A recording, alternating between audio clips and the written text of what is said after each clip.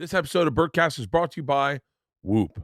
Whoop is a longtime partner and the driving force behind this year's Sober October with my buddies, Tom Segura, Joe Rogan, and Ari Shafir. To kick off 2020, we're all taking on a new weight loss challenge, going in different diets and exercising a ton to see what kind of results we can get by the end of February. If you just woke up and weren't following along, when I wore Whoop 24/7 to understand the impact of no booze, no bud, the know-nothing lifestyle, the tracker changed my relationship with my body. It measures things like resting heart rate variability, and sleep.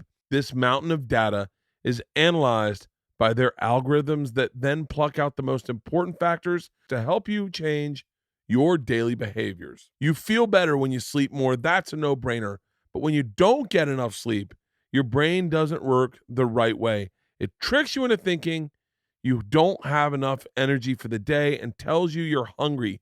Less sleep leads to more eating. I'm not saying I'm going to stay in bed till March, but sleep is just as important to me right now as hitting the gym. Whoop is the best tool out there to help you get better sleep, and it even has a sleep coach, which will recommend the sleep you need to feel your best the next day. If you want to be better or keep up with me and lose weight to kick off 2020, get over to whoop.com right now. Use the promo code BERT at checkout for 15% off your membership today.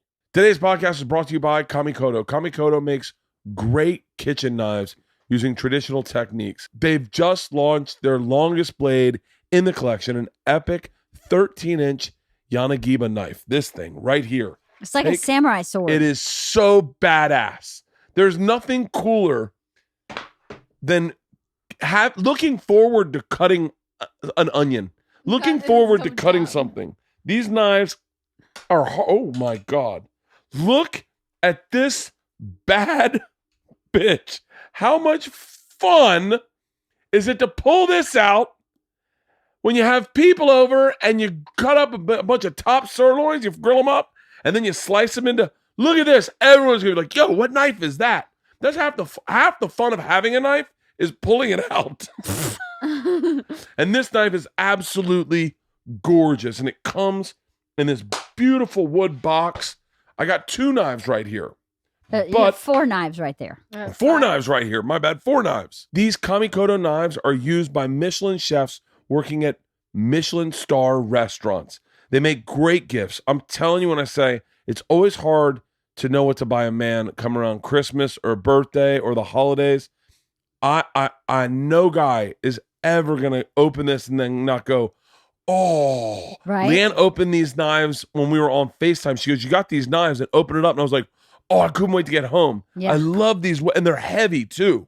These are fantastic knives, and they make a great gift. They come with these whetstones so you can maintain the edge of your knife. And the Kamikoto is so confident about their knives that each knife comes with a lifetime guarantee. If you go ahead and buy right now, Kamikoto is offering our listeners an extra 25% off site-wide on top of their other discounts. Go to kamikoto.com and use the promo code BERTCAST. That's KAMIKOTO.com/BERTCAST. Once again, KAMIKOTO.com/BERTCAST. Thank you, Kamikoto. He's the man, the myth, the legend, the fucking machine. Start the podcast now. Are you doing? Thank you. Are you doing spots out here? I'm doing an hour tonight at Dynasty Typewriter. Oh, really? Yeah. Wait, can you do the crossover, do the alt rooms, and We'll see. I don't know. Yeah, I think so. what's the alt scene like is there like a, I don't even know if there's an alt scene still in LA. I'm not here enough. I like the store a lot, but the store was booked. So then I tried Store to is swamped. So always. then I asked my agent, where can I work? And I said, how about Flappers? And she said, Flappers isn't cool enough. You got to do Dynasty Typewriter. And I was like, all right. Oh, Flappers is so great to run an hour. I thought I loved it. Flappers is awesome, dude. I love it. I love it. I love clubs. Dude, I'm doing a deal I'm doing I can't talk about it yet. I will announce it on the podcast when it happens because I met a dude at Flappers. Yeah. Met a dude at Flappers like 6 years ago. He always like thought about me, and then my special came out, saw it, hit me up, and he's like, "Hey man, let's do something." Yeah, I love like, it. I was like, I sat in there and I go, "Your name's so familiar," and he goes, "I met you at Flappers 6 years ago. Gave you my card," and I was like, "The fuck, you're right, you did." No one who ever gives you a card do you ever remember. You know, I got to be honest with you. If I could go back in history, in my business, all the people that said, "I want to work with you," did want to work with me. They weren't just talking shit. It's just they couldn't because I couldn't green light anything. Right. And then once you get to a place where you can start green lighting stuff, all those people show back up and they're like, "Man, I've been dying to work with you for fucking 6 years." And you're like, "Oh, that's good to know. 'Cause I get a lot of I want to work with yous now." And dude, there's that the New York scene is blossoming in a way that I go, it's just a matter of time until people start talking about New York the way they did in the 2004s and the way they talk about the store right now. I love it, man. Like Normand and Joe List and You, Phil Norman and List, Mackie and dude, Ari's out there. I watched Ari go to a baseball game the other. Were you I at was that? there, yeah. Oh, that's right. I saw you and I said, "Are there two Mark Normans?" Because Mark Norman you had your shirt off and Mark Norman had his shirt on. No, I was on. Oh, you were on. He was Yeah, on. Of course. I had a Posada shirt on, man. Yankees. But yeah, no, it was great. We got like day drunk. It was me, Norman, Phil, Mackie, Pete Lee. It was just like all New York. Or as a teller call us the Cellar Whites. And Cellar Whites. But yeah, it's the best, man. Ari is like, he's like almost biblical. Like he shows up with a shirt off. Like you're like, this guy's like not of this world, you know? Ari is I think the big reason there's such a connect between our two communities. He is. And not only that, but he just gets, I don't do things during the day. I just sit in my hotel room drinking coffee. And like, he's a dude that will be like, the other day, he's like, "Let's see the Tarantino movie and get drunk." And I was like, all right. And he's like one of the only dudes that will get me out of my house. He does that to me. He called me up and he goes, you want to go on a hike? And I was like, yeah. He's like, "If I tell you about a secret hike, you promise not to tell anyone?" And I was like, yeah. And then he picks up and he's just shaking his head. I go, "What?" And he goes, "I can't trust you. I can't trust you. I know you're going to tell somebody." And I was like, "Ari, I won't tell anybody." In my head, I'm like, I'm definitely not going to not do the hike again. And I'm not doing it alone. So I will tell somebody. And then we do some bullshit hike. And I go, halfway through, I go, "You were right for not telling me." He's like, "I knew it. I knew it. I knew you'd tell somebody. You're a big mouth." He told me a secret one time. And he said, "Please don't tell anyone." And I told 2 people within 15 minutes of him telling me. But then once someone tells you not to tell, you only want to tell. Like Mark Norman's my friend like that, where like you can't tell him anything because he's like the New York Post. You tell him it's everywhere, but no one enjoys the gossip like him. Ari said to me, "You're my 2 biggest lying friends, you and Mark. Everything I hear from you guys, I got to cut in half. It's half of it's shit." But Mark's a good liar because it's never anything that would like actually hurt. It's like if Mark and I tell a story about when we toured in Europe, it's gonna be a little bigger. Fucking wrap your head around that. What the fuck? I'm a comic. You think I'm gonna tell you like details? I want to know exact details. What was the address you're staying But Mark at? will lie about shit that makes no sense. Where like he's like, "I'm going to Puerto Rico," and I was like, "Oh, cool." I was like, "You're going with your girlfriend?" He's like, "Yeah." And then he just lied to the manager Liz at the cellar. He's like, "I got a corporate in Puerto Rico." I'm like, we have the same agent. She's not getting him corporates in Puerto Rico, you know?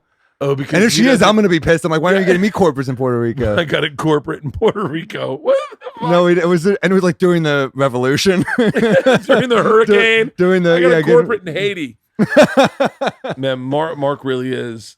So how did that group start? How did your clique start? And like, who do you think your clique is? Like, if you had to say like the guys you hang out with, and don't worry about forgetting people. Just give me a few people that you go. Mark Norman, Joe Mackie, Phil Hanley, Joe List, Rachel Feinstein. I'm really close with. Phil Hanley's funny as shit. Phil's a real cunt. He's like a real he's almost like a British comic where he's just insulting and rude. And I came to the cellar, I don't know when, but one night, and I'd been watching him online. All you guys are murdering it with Instagram right now. Yeah, you gotta just, it makes you write jokes. Yeah. Oh, dude, I think I've told you this. I went through a fucking spiral of years where that meant a lot when you posted that, man. That was I watched really nice an hour of your material, and it's great because it's just Can I give you some critiques? I don't like you in a suit. I personally don't like you I don't in a like suit. it either. You know, you learn. You just you put it on. I saw you in a suit the other day, and I was like, no, I never again. Please, never again. I know. Because it's old school comedy, and I understand that all you guys have a real homage, a real affinity for joke writing. I mean, the fucking New York scene is like, it is going to leapfrog everything because you guys are just so fucking tight.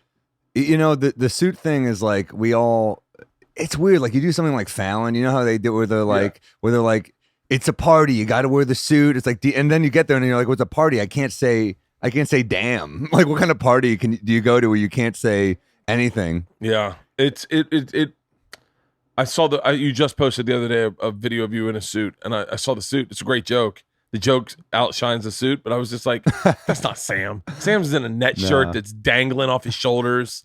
Fucking just like it. But yeah, so you're seeing Phil Hanley, Joe Mackey, Mark Norman, Joe List. That was like our class of comics. It was really? Like Joe List started a little before us, and Joe was like, he was an alcoholic back then, so he was already like kind of bitter. Just had him on the podcast. Yeah, Joe I talked to yesterday. He's one of my best friends. I mean, but he was already like he was like our elder statesman who was already kind of bitter, you know. And Norman, I remember Norman the first time I saw him because he was at an open mic at the Creek. And he was doing some shitty Nintendo joke, but it was still kind of funny. Yeah. You know, like no one's funny out of the gate, but like, you know, Norman and Joe Mackey were kind of funny out of the gate because they were odd already. Like they both had weird voices. I remember seeing Joe Mackey on Last Comic Standing and then hearing him on O&A and being like, wait, that's not a character. No.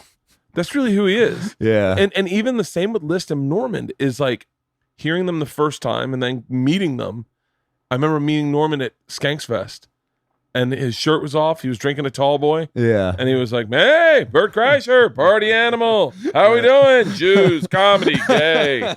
And I was like, oh my God, you're the same fucking person. Oh, dude. Yeah, we're all... Norman, Mackey, and I are the last three. Like, we're the last three drinkers in the New York comedy scene. Does everyone get... Everyone's sober. Can I? I'm gonna have to like chill out at some point because it just hurts my head every day. Oh yeah. Well, I don't know how you do it. You're like the Babe Ruth of comedy. I just went to hot spin class for fucking just an now. hour. Yeah, I just got done. I was in the pool. That's fucking crazy. Yeah, but I have a thing. I'm trying to figure it out. I can't. I'm very punitive. So if I party, and I really kind of would like a real open-minded therapist to help me figure this out. Very punitive, and being hungover makes me feel better than waking up sober. So when I wake up hungover, I get like, it's almost like my brain clicks into overdrive. He's like, dude, we got this. We're just a little hungover. Go to spin. You're going to feel better. And so I'm like, great. And I pulled out a spin. The sun's shining. I get in the car. I roll the windows down. I'm still sweating. I'm like, fuck yeah, I got a day ahead of me. You're a positive drinker, which is rare. Like I think it is. A lot of hungover people are so I'm kind of a pessimist hungover, but like I need to be around people like you because you're so optimistic. I'm a very optimistic drinker. But yeah, I understand. I do understand. Like, I hate even saying this, but like I look at like Bam Margera. Have you been following what's going on with them? No. It's like it's not even entertaining. It's like. I feel bad for him. I'm like, dude, everyone knows you got to stop. Like his drinking, got a drinking problem. It's so bad. It's like, this is like his 5th time in rehab. And every time he does this huge Instagram plea for help, and then they get him help, and then he goes into rehab and checks out within 2 days, and then gets arrested, and then goes off on a binge, and then and I'm like, if that was me, I would have stopped the first fucking time. Well, that's the thing is you're a good drunk. I feel like I'm a pretty good drunk, so that's like part of the problem is like no one's like I'm never going on like some racist tirade or anything. I'm just like a good like easygoing drunk. But I'll say shit I regret. I will say shit. That's why I don't drink on stage. Is I'll get a little loose. And I'll say shit that maybe I'm like, I don't. You ever convince yourself that because you're a storyteller, so do you ever convince yourself that you're a better? Like I've definitely done that where I'm like, I'm actually better when I drink, and then I listen to the set, and I'm like, what was that I said? I am not better when I drink at all. I know that. I'm well aware. I came off one time. I've been drinking. I had been drinking on stage for the late show, but not for the early show. So the early show I murdered, and the late show was just a little all over the map. Yeah. I was like, dude, that was. And Bill Burr goes, yeah, you were drinking. It's the same reason they don't let you drive a car when you're drinking. You're not. All your faculties aren't there. I was like, oh yeah. He It's was so like, yeah, obvious, fucking but we idiot. don't think about it. It's so funny. But like Rogan likes to get a little buzz before he goes on stage. Alcohol or pot? Both. Rogan will hit a vape pen or a blunt Really? and take a couple shots and Oh. go on stage. And I'll do that. I'll do that with Rogan.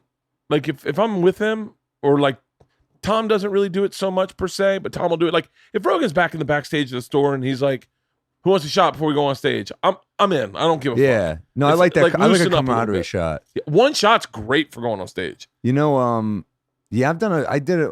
I think one of my best late night sets, I had a couple shots before I went out there. I don't normally do that, but I was Really? like, fuck it. Yeah. I would do that. I would be. You know what I did? So funny. Before I did Goddamn Comedy Jam on Comedy Central, I had to go out and give like this very thoughtful 3-minute bit. It had to be like heartfelt but funny. And I was really nervous about it because I was like, it's got to be 3 minutes. I knew the beats, but I just wasn't, I was overthinking it. And so I grabbed a double Tito's and soda. And right before I walked off stage, I slammed it. And the second I started my thing, I felt it warm me up. And I was like, oh yeah. You know who they used to say did that? Was Mitch Hedberg. He'd like murder. It's always good when you're like citing a guy who died of heroin. You're like, you know who used to have one drink and then a shitload of heroin? I bet heroin would be so awesome to write on. I mean, dude, that guy was a machine. Have you ever done cocaine? Never. Dude. Isn't that crazy? Cocaine on stage? we're getting to dangerous territory. I'm telling you right now, if you could manage it, like legit manage it, like and no one can do that, but if you could be like, I'm gonna have just a little bit of coke, like a little bump, a key It's bump. the most addictive substance. This is my third coffee. It's not even 10 a.m. You know, it's like I can't. dude. That's why I don't do it. Dude, Thank you. if you could have just a little. So like when I worked at the Boston Comedy Club, when I worked the door, one night. You saw an awesome generation of you were part of this awesome generation. No, I of wasn't comics. part. I was right behind them. You were a young comic back Yeah. then, but you were kind of a part because you knew Geraldo and I knew Geraldo and Attell, Jim Patrice. Gaffigan. I just had Gaffigan over here yesterday. Patrice, Norton, Bobby Kelly, Pete Corielli, Jay Moore, Dave Chappelle, Tony Damn. Woods, Godfrey. That whole group was all a class or a class of two ahead of me. Now I would argue that even guys like Chappelle and Jay Moore and all those guys were roughly in the same class because they were young, but they were in Attell and Sarah Silverman's class technically. right. But dude, I learned, Dave is my favorite comic to this day. I mean, he's I think the funniest person. he is the funniest human being. He was also like the coolest. Like when I was young, he was because Esty at the Cellar would just book me on the late shows every night, and I'd be like, God damn, another 1 a.m. spot. But Well, that would mean I get to hang out with Attell every night. You're right in his wheelhouse. What he enjoys watching. He's the most supportive, and dude, I can't tell how many times like he would like challenge me on the road where he'd be like, all right, you're gonna come out at the end and we're gonna riff, and I'd be like, fuck, I gotta riff. Yeah. It's like fucking, it's just like shooting around with Jordan. I'm like, what the hell? Dude, So I'd kind of bomb a little bit, and he'd save it every night, and then he'd be the one in a bad mood on the drive back where he'd be like, God, I'm such a fucking hack, and I'd be like, dude, we all think you're the best, and he'd be like, well, I'm better than you guys, but Wait, did you used to open for Attell? yeah, How fucking great is that? it was the best. I loved it, man. It was like he's such an irritable driver, like we're both New York Did he guys. drive? Yeah, that's how bad I am at driving, that he's a better driver than me. So he's such a, like the whole time Attell driving is like, he looks like a kid. He looks like, well, he's just both hands on the wheel like this, chain smoking, and he just keeps swerving out of the way of shit and going, sorry, sorry. Smoking cigarettes in the car, windows up. Oh yeah. I was dying. I was like, this like is it's hell. 1982 and I you're was- riding with someone's mom. It was brutal. But no, you learn so And this much. is post drinking. Yeah. But he works so hard, at new shit. So it was so inspiring. That's how intense of a talent he is that his brand was drinking and late night, and he quit drinking, and no one noticed really. Yeah. Yeah. I mean, he's such a pure comic, man. He's never, I mean, I wish he loved himself a little more because we all think he's like the best, but I think if he loved himself, he'd be like the guys we don't like. well, I just a little more, Yeah, but even still, the comics that love themselves. I shouldn't have said that. That sounded like self-helpy, but I mean yeah. I mean like just liked himself a little, you know, Yeah. because he deserves to be, you know, I don't want to say satisfied, but he deserves to feel good about. He everything deserves he's to done. be. I was talking to him on the phone. Right, I don't know. I was talking to him. On the Bert, phone. do you have a bit about midgets on a tricycle? And you're like, no, I don't. No one has that bit. He's paranoid that everyone has the same Oh yeah, bit where, he and was, it's always the most obscure original angle. he wanted to talk about something that wasn't jokes, right? Which is like I'm bad at talking about jokes. I'm just everything I write is a tad bit lower brow than what I think people expect me to write. That's where my I don't heart know, is. man. You are a great storyteller. Like I'm a good storyteller, I think, but my like when it comes to like a joke, like my jokes, and I have a couple. yeah, early on you were more of like a joke guy, and then you kind of Yeah. became longer form. But I remember when I first worked with you, I didn't know what to expect. I didn't really know your comedy that much, and I was like, wow, I remember being like, wow, he's really a great storyteller. It's like a great show. I'm It's glad a hard style to do well, especially in funny bones and shit where they're not paying attention. Like that's a hard style to get good at on the road. Do you feel that way when when you were a newer headliner? Where you're like, fuck, they're just like tuning out because I'm in the middle of this story.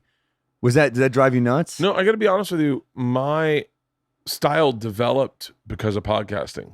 Well, because 9 years ago, I mean, I'm guessing 9 years ago. I think first time I did Rogan was like 9 years ago, maybe 8 years ago. At the time, I was, I would say a lot hackier than I am now. Like I was just kind of like I had good stories, but none of them were longer than like 5 minutes. And so like I could always jump in and jump out. And if it was bombing at some point, I could bail on it. It was until I started telling the machine story that I found comfortability in silence. And I was a lot more, and then became a lot more confident on stage because I bombed with that story so many times. Like I bombed with it for, I'm going to say 4 years. That's not accurate. Probably I bombed legit for a year with That's one. I put that up as one of the best stand-up stories I've ever heard because I remember I worked with you right after that kind of blew up on Rogan, I think. Yeah. And by the way, do you remember we were both selling T-shirts? I was selling T-shirts on the road. I didn't even know you yet, and I just opened up my bag and you put gay porn in there, and I was like, oh, I'm gonna like this guy. This is gonna be a fun weekend. But dude, we went to Hooters and watched the Knicks. I do remember that. We went to Hooters and watched the Knicks, and I was like, it was like legit one of the best. Was that in weekends. Connecticut? Yeah. Yeah, It was such a fun weekend, and I was like, oh my god, what a like when you don't know who you were. Like I was featuring like every weekend back then, and when you don't know who you're gonna work with, and you get someone who's just fun and cool, it was like It's the greatest. that shit keeps you going though. Oh, it's the greatest thing. I was just arguing with someone the other day that one of the reasons I never like took my team on the road with me is that I liked meeting whoever they have booked with me. Don't you hate, by the way, when your agents are like, we're bringing the whole team, and you're like, team? What are we, the 89 Lakers, you know? Dude, There's like two of them I've never even met. I'm like, who is that? They're like, that's the team. Like, that's not a team. You'd meet the team. That sounded like Seinfeld right there. And what's the deal? Oh. I remember Joe Coy brought Chris Lee. I've talked to Chris Lee and Joe Coy about this one moment so many times. Joe Coy brought Chris D'Elia to open for him in Richmond. Damn. I was in Richmond the next week. I by the way, I worked with a woman I met for the very first time, Nikki Glazer. Sure. She's the reason we worked together because she dropped out, and I worked with Nikki Glazer. I never met Nikki. I had heard of her. Amy Schumer had talked about her. I knew she liked Wilco. So I was like, oh, cool. I can't wait to meet her. But I remember getting there going, hey, how come Joe gets to bring his feature? And they're like, Joe sells out. And I was like, I sell out. And they're like, no, Joe's paid tickets. And I was like, oh okay. But like, so I kind of was like cool with meeting people on the road and then getting to know them and then becoming friends with them. And then, and not to be a total asshole, but if you're good enough, you move to New York. Like if you're a road guy and you're good enough, you move to New York or LA. That's just the truth. If you don't move, it's because you're not good enough and you never believed in yourself. but then some people move too soon also. Some people move way too late. That's true also. I don't believe you can move too soon personally. That's probably, yeah, Because, maybe. like, but with reasonable expectations. Some people move soon and then they're like, why aren't I getting this? I'm like, well, you're newer still. If you don't have a really, killer 30, not a killer road 30, a killer like New York, LA 30. Dude. You got to have at least you that. Can't, if you're a young comic listening, you can't have any like jokes about your baseball team, your football team, the roads you grew up on, the parts of town. You got to have jokes about, and the same goes for New York comics. You got to pull out all your jokes about taxis. When you go on the road, you got to pull out all your jokes about taxis. Unless it's a really good taxi joke. I opened a Corden set on a homeless subway joke, and I was like, hey, if the joke works, it works. On TV is different. When you go to Omaha and you talk about subways to someone who's never been on a subway, and you say, so I hop on the local, and everyone's like, huh? That was part of one of my jokes, my first jokes, and then I went on the road, and I was like, oh, no one knows what the Express is. Yeah. And that the C-Train Express could shoot you up in Harlem pretty quick. Guys, you don't know the M&M store on Times Square? You don't know? It's always hits. But there's I worked with a guy, he works the Looney Bin, and he runs the Looney Bin in God, Oklahoma? Some of these fucking rooms, man. You just like, that's one I never play, but I've heard horror stories. I think it's some of the rooms, I'm not talking about the Looney Bin, some of the rooms, they would, when I started headlining, they'd take pride in the fact that they were difficult. Yeah. Oh man, you're gonna have a hard time here. They don't listen, they don't follow that fucking liberal bullshit. You talk about therapy, good fucking luck. I do. A lot of therapy. I mean, but like you'd go into a place and they'd be like, hey man, I remember going into Des Moines, this guy Paul used to run Des Moines. Yeah. He'd be like, good luck. They're rough tonight. How about the owner that's like, you're not gonna drink? Like that's how bad the room is? Like, oh you should drink. Oh, Paul has since passed, but Paul Lane was his name. He's a really great guy. I actually really, really liked him. I don't want to, in today's culture, I don't want to defame his character. Sure. So I won't tell you too many stories about him. Sure.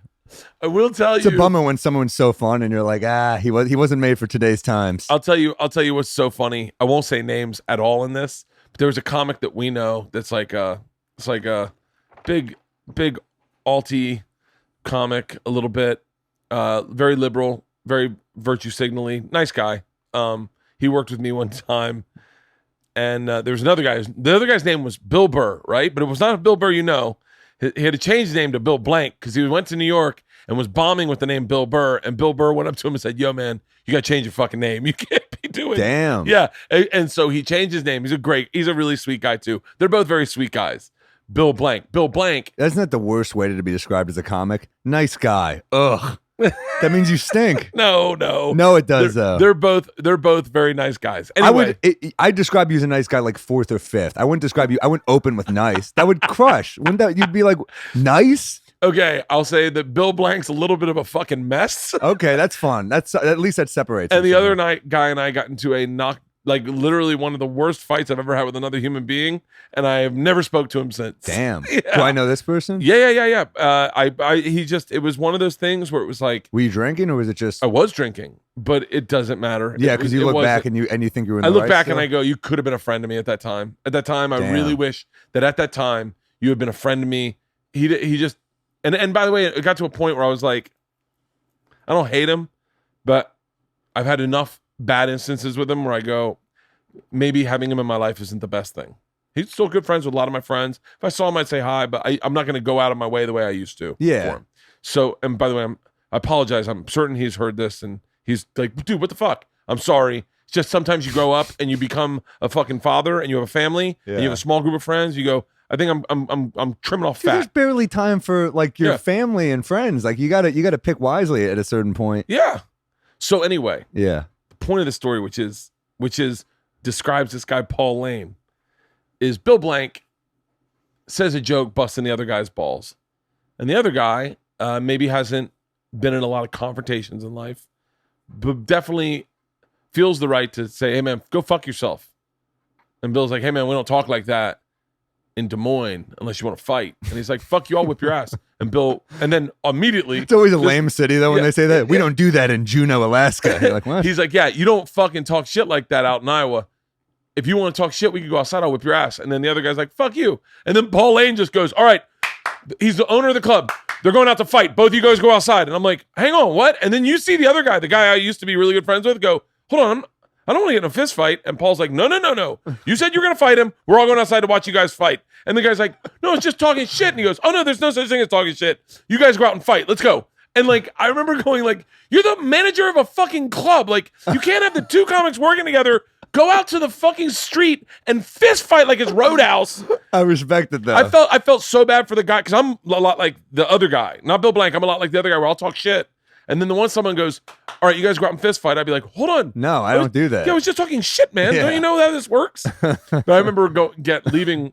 I liked both of them at the moment. I was like, I left with that one guy. Was like, that was fucked up. He was like, you're fucking telling me. I almost got into a fist fight. And I was like, yeah, but you were talking like you wanted to get into a fist fight. And he's like, yeah, we all talk like that. Yeah, well, we don't think of the consequences. I got attacked in Burlington 4 months ago. Did I tell you that? No, I saw it online, I think. Dude, I'm with Carmen Lagala, who's opening for me, really funny, and we're hanging out at a bar like 2 blocks from the show. And this guy just walks over to me, and I could tell if something's off. You know, you can tell something's a little off. He's a little drunk, definitely drunk. And he just looked at me and he goes, University of Vermont? And I said, no. And he goes, master's degree? And I was like, you're getting colder. No. And then he just looked at me and goes, I want to beat the shit out of all of you. And I love that your response was you're getting colder. Yeah, I was. But already you're out of his league wit wise. He walks, he goes, University of Vermont. You're like, no, master's degree. You're getting colder. Well, he said, I want to beat the shit out of all of you, and I just kind of like with Carmen and 2 other comics from Vermont, I kind of turn around like this guy's bluffing. He's not going to actually hit us. And then he takes a pint glass and smashes it over my head, and it shatters. I was like, fuck. He was not bluffing. So so he runs out, and they call the cops, and I will vouch for this. The second he left, I yelled to everyone in the bar. I said, you all heard him call me Jew boy before he did it. And they're like, no, he didn't. I was like, I know. But I was just trying to get a laugh the second it happened because I was nervous. I wanted to, I could see how scared Carmen was because she was like, holy shit, I recommended this bar. I'm from Vermont. You're from Vermont? No, she is. Oh, yeah. So I think she was like, what the fuck just happened? So I was just trying to keep it light, you know, Yeah. like, you know, Did it hurt? Yeah, it hurt. But I was also like, it's more like, you know, your adrenaline kicks in. So I'm kind of like, well, I know I have a concussion. I don't know how much worse it is than that. But the cops come, and my mom is furious because I'm like Instagram storying with the cops, trying to make jokes out of it. So she finds out from my Instagram, and she's calling me. She's like, pick up the fucking phone. And we talked for a while, and I was like, she didn't believe that I didn't.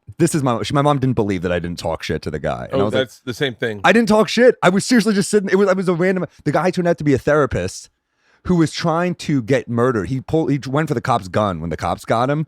So he was hoping to commit suicide by cop, wait, whoa, slow this down. Which white people can't fucking do. It doesn't work.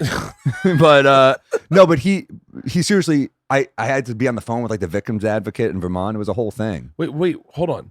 So he's a therapist. Yeah. Not anymore. So, no shit. So, but he's trying, what was he going through that he was trying to get killed?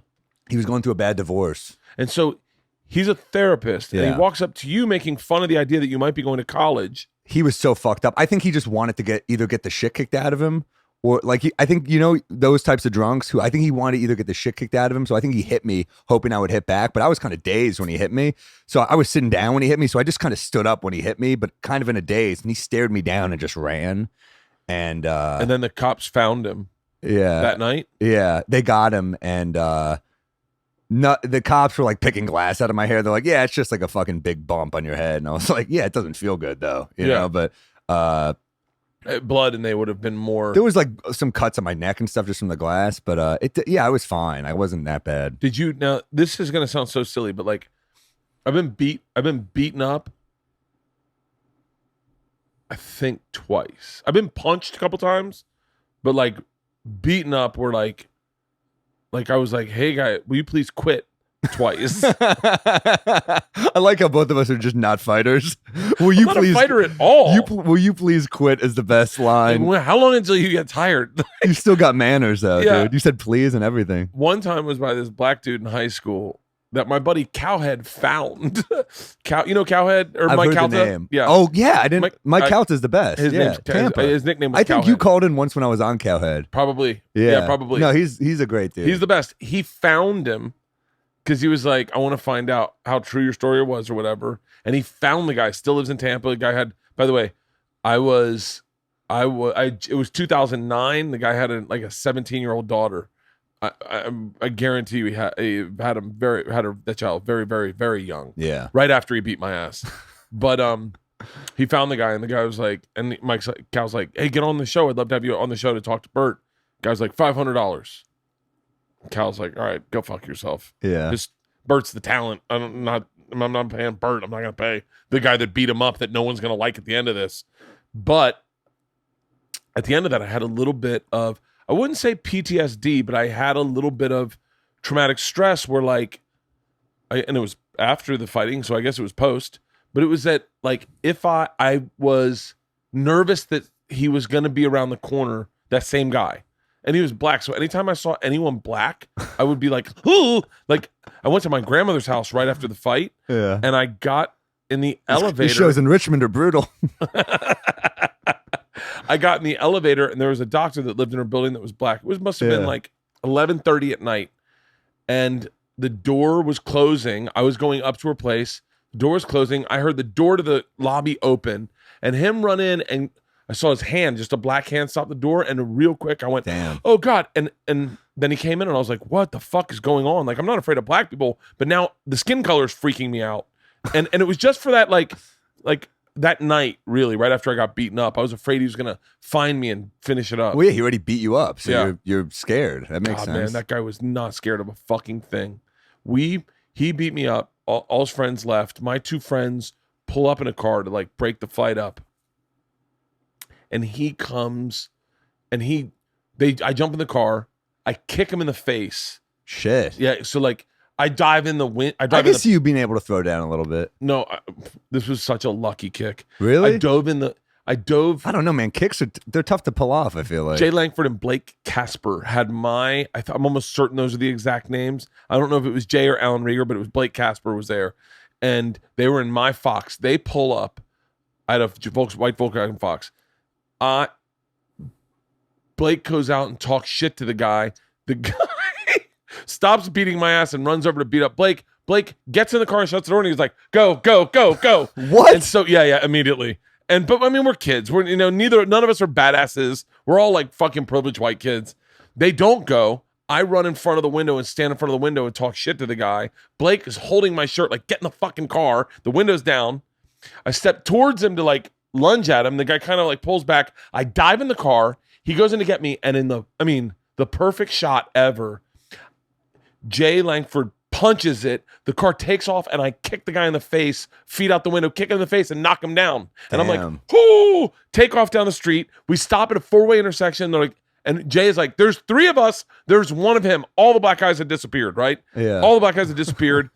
And it was one of him. He chased us in his car. He had like I want to say like a Trans Am, but it was up on big wheels. Yeah. We're like, there's 3 of us. There's one of him. We get out of my car. I go, guys, I got weapons in my trunk. What kind of weapons do you have? I pull out a tennis racket, a golf club, a fucking lacrosse stick. It was the most white tools of fucking whiteness you'll ever see. A jar of mayonnaise. A jar of mayonnaise. A protractor. A restraining order. The guy pulled up and tried to fight all 3 of us, and we were like, get back in the car. We're not going to win. And so we took off and left, dropped those guys off, drove to my grandmother's house, went to my grandmother's house. You're like the one gang in the Warriors that they didn't talk about. We were the definite socials. If you haven't heard me talking about hymns, then you're not listening. I've been talking about hymns now for probably a year. They are helping guys look their best. 66% of men start losing their hair by the age of 35. And once you've noticed their hair is thinning, it can be too late. Is that hairline slowly moving back? Or do you see bald spots like I did when I was 22 and my buddies were standing over me in my fraternity house and they're like, bro, you're going bald. My heart dropped. I felt it was the first foot in the grave that I had, and I wanted to stop it right there. And that is how you do it. You get in front of that train and you stop it, you rob it, and then you get famous. That's my 2 cents. I started on hair loss medicine probably 22 years ago. And if you look, your boy's still got hair. I only wear hats because I look cute in them.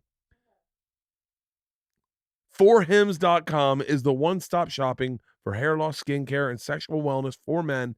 And it's time to write a new chapter in your life. And in this chapter, you have hair. These aren't snake oil pills or gas station over-the-counter supplements. These are prescriptions backed by science. Him was created by a guy who knew some men's health conversations are better to have and easier to have online than in person. No awkward in-person doctor visits, no pharmacy long lines. Answer a few quick questions. A doctor will review, and if they determine it's right for you, they can prescribe you the medication to treat your hair loss that is shipped directly to your door super discreetly. This holiday season, let it grow, let it grow, let it grow. Let it grow, let it grow, let it grow.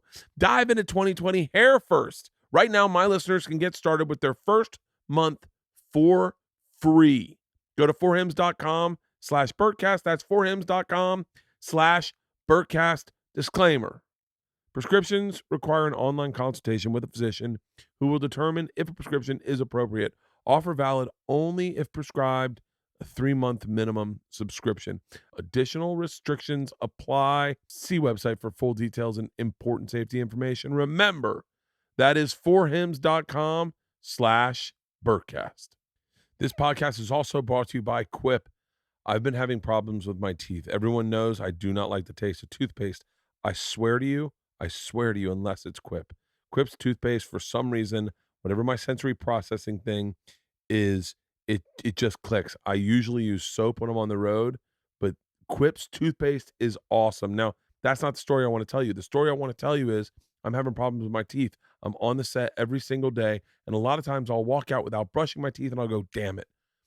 And then one morning I thought, I got to have a Quip around here. I grabbed a Quip, I grabbed their toothpaste, I then took it and left it in my trailer, stuck it to the mirror. I took the top off, stuck it to the mirror, put the toothpaste brush in there, put the toothpaste there, and now I've been brushing twice a day on set, and my teeth problem are good. You got to brush for 2 minutes twice a day, flossing regularly, no matter what brand you use.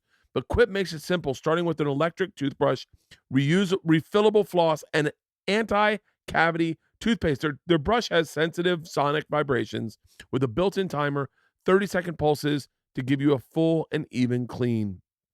The Quip floss dispenser comes with pre-marked string to let you know just how much is enough. Plus, Quip delivers fresh brush heads, floss, and toothpaste refills to your door every 3 months with free shipping, so your routine is always right. I love opening that drawer and seeing the Quip toothbrush. It cheers me up. The taste of that toothpaste cheers me up. Join the over 3 million healthy mouths and get Quip today, starting at $25. And if you go to getquip.com/Bertcast right now, you'll get your first refill for free. That is your first refill for free at getquip.com/Bertcast. That's GETQUIP.com/Bertcast. Quip, the good habits company. That's hilarious. By the way, when I read The Outsiders, I thought it was the socks the whole time. I never read it. Oh, for real? Classic. Yeah, I know it's a classic book. The movie's better. Yeah, Matt Dillon, right? And C. Thomas Howell. Dude. Remember C. Thomas Howell and Soul Man? Was that what it was called? Where he was a black. Could you make that movie now? No. No, you could. I think no. Not even remotely. Dude, Sarah Silverman got fired for wearing blackface. Did you see that? Did you remember when Jimmy Kimmel used to do Karl Malone in black body? He'd do like black body. ears, and you'd be like, "Is it?" Even then, I was like, "Is this okay?" He's getting fired soon. He'll be fired. By the way, I bet by the time this airs, Jimmy Kimmel's lost his job. He has to. He has to. But here's the thing. I read an article last night about the hypocrisy of the left. And by the way, I'm extremely liberal, just so everyone knows. And everyone always says state your politics. No, but in comedy, the left has kind of and I'm pretty liberal too, but the left has become the right almost. Like when you read about what Lenny Bruce was kind of fighting against with like the church and all things like that, it was all conservative right wingers. And now it's, if you're being silenced or attempted to be silenced, it's from the left usually. It's definitely from the left. It's from our own party who is hypocritical. Yeah. I would never, I mean, talk about virtue signaling, you know? Michael Che had that great bit about how liberals will get offended on behalf of others, which there's nothing more condescending. I have a joke like that in my new special. That's not the joke. The joke is about that. It's a story about that. But yeah, about people getting offended on behalf of someone is outrageous. It's outrageous. Dude, Alyssa Milano. By the way, I can't call out Sarah. So I would never call out another comic ever. I stand by Sarah Silverman. I think that it's dangerous when you call out other comics. Like, I think so, too. Comics who call it, every comic should be behind Dina Hashem, who I'm sure you know about. Yeah, you know? I know Dina. Every comic should be behind at least, the right to make that joke. Yeah. The right, and I thought it was a funny joke, but I think you should be behind the right to make. Is that you talking about Dina's? Yeah. Yeah, Dina's joke is a great joke about Triple X or whatever the guy's name is. Let's take it easy before we get death threats too. Yeah. No, but Sarah Silverman wore blackface. Yeah. She wore it in 2007. Sure. I mean, there was never, I guess, theoretically, what everyone will say is there's never a time you can wear blackface. Go through my Facebook, and you'll see my high school cheerleading team is in blackface dancing to Baby Got Back. They wore blackface. The cheerleaders wore blackface and danced to Baby Got Back. Yeah. Afro wigs, those Afro wigs everyone will wear at Halloween and dress in the 70s outfit, it's technically blackface. Well, there was that politician, right, in Virginia, too. Yeah, I mean, dude, growing up in the South, I got to be honest with you. I didn't see a ton of blackface. I didn't see a ton of it. And I will only say the reason you'll never see me in blackface, I don't like makeup on my face. It bothers me. Anything that, like, makeup on my lip freaks me out. It's not the only reason. It's the only reason. Man, I'm just saying I'm not more noble than the next person. I'm not going to say I'm better than the next person. I also, like, here's the thing about that, and I would never defend it because it's stupid, but it's also, like, there are people in our world that go for the shock laugh, and they fail at it. And, that's a bad, like, it's a bad move. But, but it was a different time. Like, people like to just pretend history didn't happen. 2007 was different. Jimmy Kimmel was in full black person. But don't you remember even watching that and being like, this is probably not good. I remember thinking, personally, when I was watching Jimmy, I remember thinking, you're really making fun of the man's intelligence. Oh, yeah. Like Karl Malone. Karl Malone, by the way, fucked a 13-year-old and impregnated her when he was 20. Did you know that? Small town. So it was like a swept under the rug story. So I guess Karl Malone's gonna call out cancel culture Jimmy Kimmel because then it comes right back. It's like it's a trickle down effect of who you cancel. If you shit on people's intelligence, make sure they commit statutory rape, and you'll get off with it. Yeah, you'll get okay. You just got to make sure they got more dirt, dude. The whole thing is like things were different at a certain time. Yeah, dude. I mean, dude, remember when Manhattan? I mean, Woody Allen is dating a high school kid, and it's weird, but it's not as weird as if you just. I don't know. It's weirder now that we know who he is, but yeah, Woody Allen's probably not the best. You know the Wayne Fetterman joke about Woody Allen, no. where he said, "Woody Allen, man, he's my hero all these years and still married to the same daughter." That's a perfect joke. That's a great joke. That's a great joke. Woody Allen is ground zero for Me Too. You know that? It's crazy. He is ground zero. Had he not married his daughter, his son Ronan, yeah, Ronan would have never, or Sinatra's son, depending on what we're going by. He looks like Sinatra. He would have never felt the need to defend his mother and attack, and that's his. That's I think that if I'm not mistaken, that's Ronan's kind of mission is to call out sexual predators. He wrote that Weinstein piece. Thank God, though. Yeah, Thank Weinstein. God. Fuck Weinstein, man. Fuck, dude. Fuck. Woody Allen hurts though. As like, I get, like, I was never a huge Cosby guy, but like Woody Allen, like. I'm a New York Jew, man. That guy was like, he was the tops. Like I loved all those movies, you know? Yeah. I mean, I never liked, it's so funny. I never liked Woody Allen. I never really gave a fuck about him. I remember, this is going to seem a little bit loaded when I say this. I was working with Louis C.K. and Louis C.K. said to me something about Woody Allen. And I go, I don't really give a fuck about that guy. And he was like, hold on. What did you just say? I said, I don't really like Woody Allen. And he goes, I don't know if I can respect you right now. You don't like Woody Allen? Have you seen his movies? Yeah, but generationally, especially growing up in the South, I got first introduced to Woody Allen because of that case of him dating at a blackface party. No, he had a blackface party. No, because of him dating his daughter. Yeah. So as soon as and so that's how I first heard of him was that he was dating his daughter and Sun Lee, and I just thought that was fucked up as a kid. And so when I first started watching his movies, I couldn't see past that. Oh, that makes sense. And so I never really could get into his movies. But yeah, I mean, yeah, that's what he did is horrible. I mean, you can't marry your stepdaughter. It just doesn't. I mean, you can, I guess, but you shouldn't. Yeah, I guess if you fall in love. Yeah, who are we? What we like the super liberal? Who's like, who are we to stop? Mary Kay Letourneau. They're married, right? Yeah, I just wrote a joke about that the other day. They say you can never fuck kids. Well, tell that to Mary Kay and Billy. They seem to be working out. They worked out, man. They worked out just fine. I mean, yeah. I had a guy one time at I did a live show, and I said to him, he was in the front row, and me and Doug Benson and Doug Stanhope were doing this bit where Doug Benson said I could guess your age, Doug Stanhope said I could guess your weight, and I said I could guess your secret. Whoa, And so that's scary. yeah, it was. I just thought the punchline for me was age, weight, and then I say something. I say a punchline that is ridiculous, like and then that would be the laugh, right? Yeah. So I don't remember what my punchline was because he outweighed us so much. With the Doug Benson's like 178, Doug Benson's like 25, and I don't remember what my secret was. It was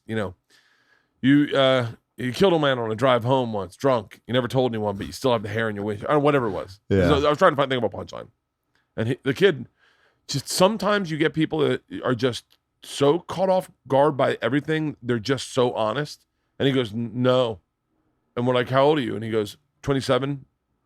We're like, how much do you weigh? He goes, 172. And we're like, and I go, what's your secret? And he goes, huh? I said, what's your secret? And he goes, I lost my virginity to my 6th grade teacher. And the place went fucking nuts, Wow. right?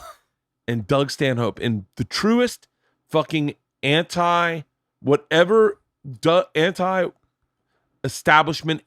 just contrarian way, Doug Stanhope goes, you're cheering a rape. I just want everyone to know that you're cheering a rape. Tell your story. And the guy told the story, and people could not get past cheering it. He was like, well, she brought me in for homework. Everyone's like, oh. And Doug's like, he was molested. Remember, he was raped. You know what the problem is? People look at teachers. We've been like fed these articles where they're always kind of attractive, at least the females. They never publicize the ones that aren't attractive. So we think of it as a good thing, but most people are unattractive. Most people. What percentage of people do you think is unattractive? Most of them. I don't know. Dude, have you ever gone, you know what my daughter. Have you ever been on Bumble in Buffalo? Every woman looks like Artie Lang. It's fucking crazy. My daughters and I, whenever we're in public places, we ding attractive people. Like people that we find to be attractive, we'll go ding, ding, ding, ding, ding. Or just give them like a ding. Yeah. And like if they're kind of attractive. And it's amazing. You can go through Universal City Walk and not ding a soul. Yeah. And this is LA. Yeah. This is where people come to prove their beauty. Yeah. But yeah, most people are unattractive. Yeah. That's good. That coming from two really attractive men. I really, it's fucking great. I think, well, you know what you're talking about? Because you're talking about Tampa, and I was thinking of one of my favorite club owners. You know Bobby Jewell? Yeah, that guy's like a fucking legend. Dude, he's a solid guy. He always increased my money at the Improv because every year he would give me some outrageous offer that he knew I wasn't going to make that money in. Yeah, we'd take it to the Improv, they'd match it. He's a solid dude. I had nothing but love for Bobby. Is such a drinker. I talk about him all the time. He's got, the hairpiece, the pinky ring. He dresses like Charlie Sheen. Yeah. And then he every time he sees me, he's like, you piece of shit. He'll just have a bottle of whiskey and pound it within 40 minutes. Yeah. And the whole time he's like, you fucking pussy. I leave pieces of shit like you in the dirt. And I'm like, yeah, you can outdrink me at 58. That's not good. But he'll be like, I remember you used to fucking drink with me till 3 a.m. And I'd be like, yeah, I was 23. Like, what? Child. I was like, I was trying to get in at the club, Bobby. Yeah. But then he's so man. So I was with Dina there, and he cooks us dinner. Who are you with? Dina Hashem. She brought me. I brought her there, and she's of course like, this guy is insane. This is hilarious. Because we're talking about guys like that, no longer existing. He's one of the longer. Yeah. I think he just sold the club. He sold it.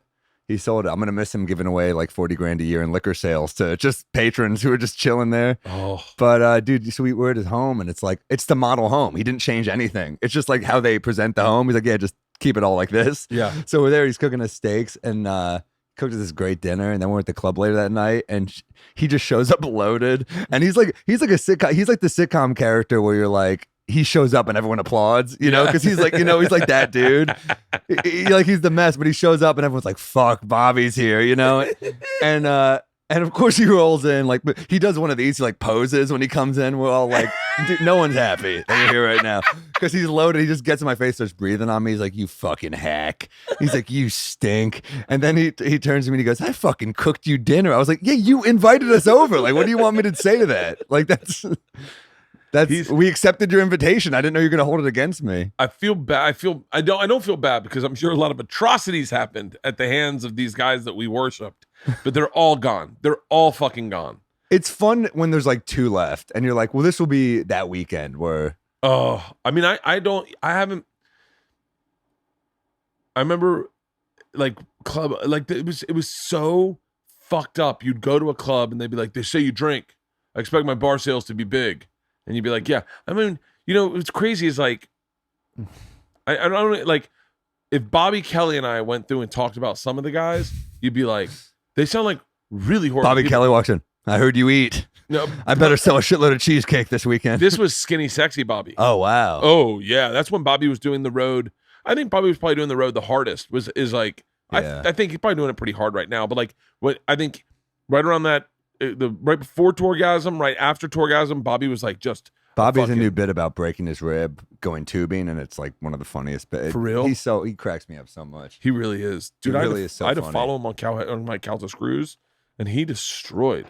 He's a tough follow He really is. because he murders. He's silly. He's funny. He's lovable. He's likable. Yeah, as he's kind of got fuck. it all. Yeah. Yeah, I talked about him a little bit with Joe List, but he went up and he was like, it's funny because I've been doing it less than Bobby. I think Bobby respects me, but I don't think he respects me enough for me to give him insights on where I think he should take a story, because he's really a storyteller. Yeah. Like he's a natural storyteller Totally. who's kind of fought it his whole career, I feel like. I think that's a good. I feel like for the longest part of his career, he would do bits. Bobby's gonna fucking hate us talking about his act. No, I'm a big fan. I'm a I mean, huge fan. I also think like, I mean, he just is like the funniest dude. If you're just hanging out, like you'll just walk in, he'll just keep abusing you. Yeah. And be like, don't you try to get out of this. I'm like, get out of what? I'm just trying to eat a meal. Like, what are you talking about? Don't you weasel your way out of this ass kicking? I think he's a little bit of a purist in that, I remember when he first started, it would be like premise driven, like almost like Godfrey a little bit, and then as I've seen him mature as a comic, like he did all stories, like Yeah. at fucking Cowheads thing. Yeah. It was all stories, and they were better than anything I had, and it was murderous to the point.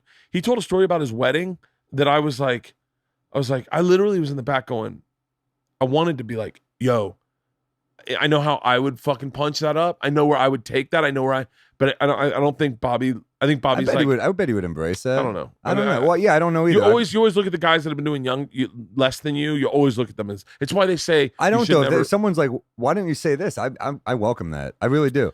I think, yeah, but I think that like if I went up to Colin Quinn and I was like, hey, I got an idea for you, he'd be like, yeah, good. Like I Right. think that especially in New York I when know I what you're started, the saying. guys that were doing it longer looked at the guys that had been doing it shorter. Like there was no. What happened is As long as you come about it in a humble way, I don't. No, think but a it's- class of comedians kind of disappeared in New York, in my opinion. I don't know what happened to them. It's my generation kind of went and did alt scenes or did like TV or didn't do comedy because they were like scared of the guys. There was a time where you could not sit down at the Cellar. Like legit, you'd go to even when I like, was new at be the there. Cellar, it wasn't that, but I still got my audition night. I got beaten up. It was like 2011. I remember sitting down at the table, not knowing what I. By the way, scariest set of my life to this day was my Cellar audition. Yeah. Scarier than any TV set or whatever. And I remember circling the block 3 times before I walked in because I was just scared. And Gary Goldman recommended me there, and Esty even then was like, Gary's reputation is on the line. I was like, fuck, everything about it. Keith Robinson just beating up on me, being like, look how scared he is. I had a dream about Keith last night. That's crazy. I had a dream about Keith. I've last never night. heard that. I've never heard anyone say that I had ever. a dream about Keith last night. Keith is a pure shit talker. He's maybe the best ball buster where he can just shit on you for 2 hours and you leave like, that guy really cares, Keith's the one. I'll say this about all comics, but like legit, Keith's the one comic I see where you could plug him into any occupation and his personality would stay identical to who it Yeah. is. Yeah. Like you can almost see Keith as a fucking as a nurse, just fucking destroying you, You're right. in scrubs. Working at the airport at TSA, fucking identical. True. Driving a bus, like Keith is someone. His personality transcends everything. I think. Oh, he's so rude to people that it's refreshing. Oh. Like you'll hear there were these women just gabbing one night. He goes, shut up, dummy," and you're just Yeah. like, "Gee, they're strangers. You can't do that shit. Strangers. You can't They just don't say know you're a shut- comedian. You can't just say shut up to people." Dude. Wait, what were we gonna, oh yeah. What I was saying was like my generation, I think Gary Goldman's I think he's my generation, but he is a little bit older than me. He'd been doing it in Boston. But like Dimitri Martin, Mike Birbiglia, Kevin Hart's my generation, oddly enough. But like, I think that there's a group of guys that just kind of like pulled back from the Cellar because it was so fucking run by Patrice, Bobby, Voss, Norton, Colin. It was so tough crowdy that like, I don't think anyone my age got in there. Yeah, it's hard to picture Dimitri Martin being like, "Shut up, dummy." Yeah, like Dimitri Martin, like Steve Byrne. There's a lot of guys that just kind of like, or maybe moved out to LA. I don't know what it is, but like when I think of like the pecking order that I remember when I was there, yeah, dude, I remember they'd be like, I missed out on that whole hazing thing. oh, and now it's only gotten nicer and nicer there, which is better, I think. It's good. There's still like a little bit of shit talking. Like, Liz, who runs it, I can't tell you how often I get a text from her that's just like, "You piece of shit." Like and I'm like, this could be anything. I don't know what I did. Like, this could be anything. Dude, last time I was there, Liz was like, "Are you going up?" And I was like, "No." She's like, "You're going up next." And I was like, "You should." Yeah. Why? You were fighting it. Why were you fighting? I'm drunk. I don't want to go up if I've been drinking because I don't know what I'm going to say. You could pull it out. Yeah, I pulled it out fine, but then I was like, as soon as I got done, I was like, no one let that happen again. And then Attell's like, "Bert, you coming on stage?" And I was like, "No, definitely not. I just embarrassed myself now. I just turned into fucking some horrible." I love when Attell just shits on you on stage. Where he's like, "Sam, you're a vampire. What do you think?" You're just like, he's just shitting you on the way to the setup. Where you're like, "How I'm getting hit?" It's like fighting a guy who's just like, bam, bam, like body shot, then face shot. First time I walked through the Cellar and Attell was on stage. First time I ever walked through the Cellar. I walked to use the bathroom. I'm there with Dimitri Martin, and we're in the back to watch Attell. He's like, "Attell's on stage right now." I'm like, "I'm gonna go to the bathroom. I'll be right back." I was wearing a Hawaiian shirt, and Attell saw me walking through with a Hawaiian shirt, and he goes, "Only two things in this world were Hawaiian shirts: party animals and faggots. Which one are you?" Dude, I once, you see people coming out of the bathroom on stage from the Cellar. I saw three guys came out at once, and they all had glasses on. And Attell goes, "What is that? A nerd portal?" It's like, what a quick line. It's like he's the master. He was so masterful at like what I loved what he did. When I was younger, what he would do is he would put pins in things and be like, "Hold on, mathletes, I'll get to you in a second. The Chinese chess club's talking to me. Give me 1 second. I'm going to talk to them in a second." Like just like almost like placeholders around the room. Yeah. And he'd do a bit and then he'd go to that spot and then do a bit and come to this spot. It was so free that I was like, I wish one day I could be that clear on stage where I could go what he'd do. He's almost like he's almost not even human. Like you see him and it's almost like a bodega cat. We're just excited that he's there and then he like runs away and you're like, all right, that was that. Dude, that was my moment. My favorite, I have a million favorite Attell stories, but one of my favorite ones ever is me and Eddie Ift go to Off the Wagon. I remember that bar. Yeah. Oh, is it gone out there anymore? No, it's there. It's the beer pong and everything, right? Not back then, but it was just like a bar. And we walk in and Attell's at the bar drinking. We sit at a table. I think Godfrey was with you too, right? Maybe. I think he's told me this, but maybe I'm off on this. I don't know. And so we sit down, possibly. We sit down and we see Attell and we're like, "Oh shit, it's Dave Attell. Oh, well, let's go over and like buy him a drink or something. Let's say hi." And they're like, "Okay." So we go to stand up to go over to the bar. And as soon as we stand up, the bartender comes over and puts down shots of whiskey. He goes, "These are from Attell." And we're like, "Oh, cool." So we go to take our shots over. And he goes, "He said, leave him alone." That's fucking great. Similar thing happened to me and Mackie with Bill Burr like many years ago. It's probably like 8 years ago or something. And really? We saw Bill Burr alone watching the Bruins at the Playwright in Times Square. And Mackie said, "We should go talk to him." Mackie was drunk. It was his birthday. And Mackie immediately goes over and Burr goes, "Oh, what the fuck do you want?" And Mackie said, "We have," this is when it was a kiss of death. He said, "We have the same agent." And Bill Burr goes, "Oh, shut the fuck up." We have the same agent. Mackie didn't know what to say. He was nervous. And Burr just unloaded on both of us. Oh, it was pretty hilarious. Looking back, it's pretty damn funny. Burr's because he is the nicest guy too. Burr's honesty his brutal honesty. It was beautiful. So fucking great. No, I mean Mackie, he'll harp on negative social interactions, and even he thinks that was like hilarious. Oh, I would love to be a parent at Bill Burr's school. Yes, it's so funny is I will meet people who go. Like, I can't do this without, I'll do it without someone I met, someone I was having working with it, not in the business, but like the way you would, like a dentist or something, like a guy like that goes, "Are you a comedian?" I go, yeah. And he goes, I know a comedian. Kind of want to talk to him. I think he does a lot of cocaine. And I went, really? And he goes, yeah, he's a big drinker, smokes. I go, Jim Jeffries? He goes, yeah, how'd you know? I go, this is just a fucking guess. But I love when they go, people will say, oh, I know a comedian. Like, there's a perfect example. I was at my cardiologist the other day. The nurse comes in to take my blood pressure, take my blood. And he goes, so they say you're a comedian. I said, I am. He goes, oh, I'm a big fan of one guy. I go, Joe Coy? And he goes, how did you know? I go, you're a nurse. And he goes, wait, hey, did you know that all Filipinos are nurses? And I go, it's in Joe's act. And he goes, dude. And so then I swear to God, within my visit, 5 nurses came in. They're like, so you really know Joe Coy? I was like, yeah. They're like, Yes. They go, that guy that took your blood, his mom's a nurse, his brother's a nurse, his sister's a nurse, his auntie's a nurse. Everyone in his family's nurses. They're all Filipino. Everyone here is It's Filipino. true. I was dated like, a wow. Filipino nurse. There are a lot For of real? Filipino nurses. Yeah, a lot. Why are they all so nurses? I don't know. I feel like there's a very racist answer to it, and I don't want to touch it. I bet, well, all Filipinos have very American names. Like, we ever meet a Filipino, they have the most American names. Oh, that's interesting. But it's because all the GIs were down there and had like half white babies. Damn. And so they wanted, and yeah, I guess. I don't know if that's accurate. That's my guess. Filipinos, very attractive I wish women. you could just put a disclaimer on a podcast and go, hey, guys, I don't read a whole lot. I'm not racist. I just have ideas that I haven't thought through. That's every podcast. We don't have to put a disclaimer. People know. I love when you find like I wanted to do a website called brandnewstereotypes.com. Check, see if that's out, Halston. Oh, that's good. Brand New Stereotypes. So when you see something, what you do is you put it on Brand New Stereotypes, right? Like you would go, black people fall asleep very easily. And that's like a brand new stereotype, right? And then people will go through life kind of looking at it. By the way, that was a joke I used to have. And all Rogan's done is put pictures of Ian Edwards asleep on a plane. Dude, black people, I'm not even joking.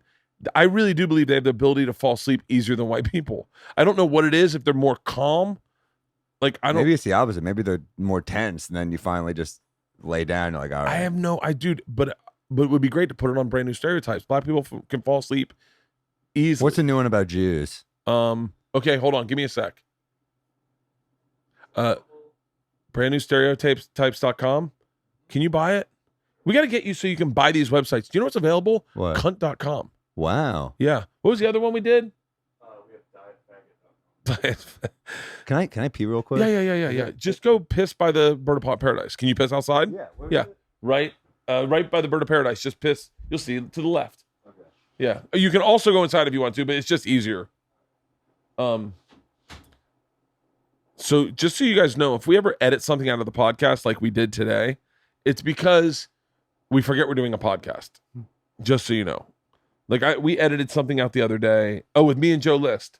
And you just end up talking so freely that you're like, hey, I don't know if these are thoughts I've thought out and I want to share with everyone or put someone on blast. Yeah, no one's missing anything by these edits. You're not missing anything. It's just sometimes we're just talking a little looser or shittier than we would. That's my podcast. My podcast is not live, so people don't bite their tongues. And so sometimes people say stuff and then you can see them wince. And I go, we don't have to put that in.